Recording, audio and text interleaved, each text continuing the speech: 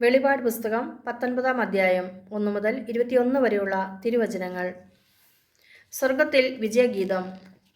ഇതിനുശേഷം സ്വർഗത്തിൽ വലിയ ജനക്കൂട്ടത്തിൻ്റേതുപോലുള്ള ശക്തമായ സ്വരം ഞാൻ കേട്ടു. ഹല്ലേലൂയ! രക്ഷയും മഹത്വവും ശക്തിയും നമ്മുടെ ദൈവത്തിൻ്റേതാണ്.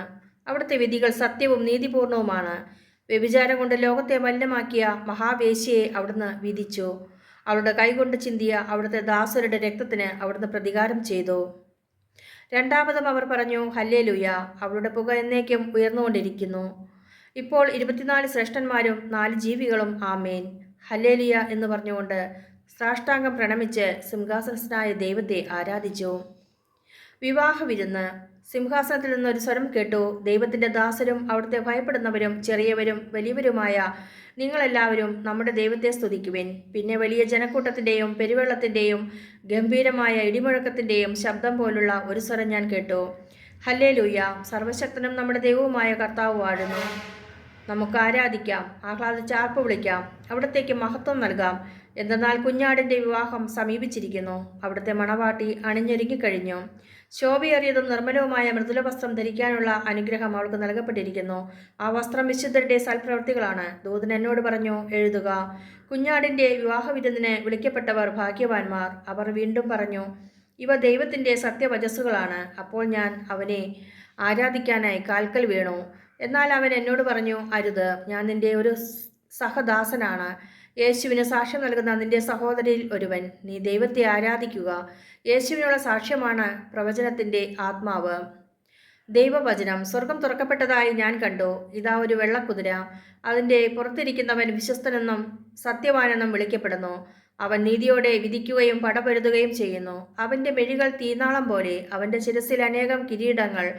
അവന് ആലേഖനം ചെയ്യപ്പെട്ടൊരു നാമമുണ്ട്. അത് അവനല്ലാതെ മറ്റാർക്കും അറിഞ്ഞുകൂടാ.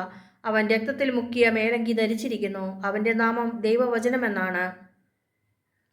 സ്വർഗീയ സൈന്യങ്ങൾ നിർമ്മലവും ധവളവുമായ മൃദുല വസ്ത്രമണിഞ്ഞ് വെള്ളക്കുതിരകളുടെ പുറത്ത് അവനെ അനുഗമിക്കുന്നു. അവൻ്റെ വായിൽ നിന്ന് മൂർച്ചയുള്ളൊരു വാൾ പുറപ്പെടുന്നു. സർവ്വജനതകളുടെ മേൽ അത് പതിക്കും. ഇരുമ്പ് ദണ്ടുകൊണ്ട് അവരെ ഭരിക്കും. സർവശക്തനായ ദൈവത്തിൻ്റെ ഉഗ്രക്രോധത്തിൻ്റെ മുന്തിരിച്ചക്ക് അവൻ ചവിട്ടുകയും ചെയ്യും. അവനു മേലങ്കിയും തുടയിലും എഴുതപ്പെട്ട ഒരു നാമമുണ്ട്. രാജാക്കന്മാരുടെ രാജാവും നാഥന്മാരുടെ നാഥനും. നിർണായക യുദ്ധം. സൂര്യനിൽ നിൽക്കുന്ന ഒരു ദൂതനെയും ഞാൻ കണ്ടു. അവൻ മധ്യാകാശത്തിൽ പറക്കുന്ന സകല പക്ഷികളോടും വലിയ സ്വരത്തിൽ വിളിച്ചു പറഞ്ഞു, ദൈവത്തിൻ്റെ മഹാവിരുന്നിന് വരുവിൻ. രാജാക്കന്മാർ, സൈന്യാധിപന്മാർ, ശക്തന്മാർ എന്നിവരും കുതിരകളുടെയും അവയുടെ പുറത്തിരിക്കുന്നവരുടെയും സ്വതന്ത്രരും അടിമകളും ചെറിയവരും വലിയവരുമായ എല്ലാവരുടെയും മാംസം ഭക്ഷിക്കുന്നതിന് ഒന്നിച്ചുകൊടുവിൻ. അപ്പോൾ അശ്വരൂഢനോടും അവൻ്റെ സൈന്യനിരയോടും യുദ്ധം ചെയ്യാൻ മൃഗവും ഭൂമിയിലെ രാജാക്കന്മാരും അവരുടെ സൈന്യങ്ങളും ഒന്നിച്ചുകൂടിയിരിക്കുന്നത് ഞാൻ കണ്ടു. മൃഗം പിടിക്കപ്പെട്ടു. അതിനോടൊപ്പം അവൻ്റെ മുമ്പാകെ അടയാളങ്ങൾ കാണിച്ച് മൃഗത്തിൻ്റെ മുദ്ര സ്വീകരിക്കുകയും അതിൻ്റെ സാദൃശ്യത്തെ ആരാധിക്കുകയും ചെയ്തിരുന്നവരെ പാപത്തിലേക്ക് വശീകരിച്ചിരുന്ന വ്യാജ പ്രവാചകൻ പിടിക്കപ്പെട്ടു. ഇരുവരും ഗന്ധകമെരിയുന്ന അഗ്നി തടാകത്തിലേക്ക് ജീവനോടെ എറിയപ്പെട്ടു. ശേഷിച്ചിരുന്നവർ അശ്വാരൂഢൻ്റെ വായിൽ നിന്ന് പുറപ്പെട്ട വാളുകൊണ്ട് വധിക്കപ്പെട്ടു. പക്ഷികളെല്ലാം അവരുടെ മാംസം തിന്ന് തൃപ്തി അടഞ്ഞു. ദൈവവചനമാണ് നാം ശ്രവിച്ചത്.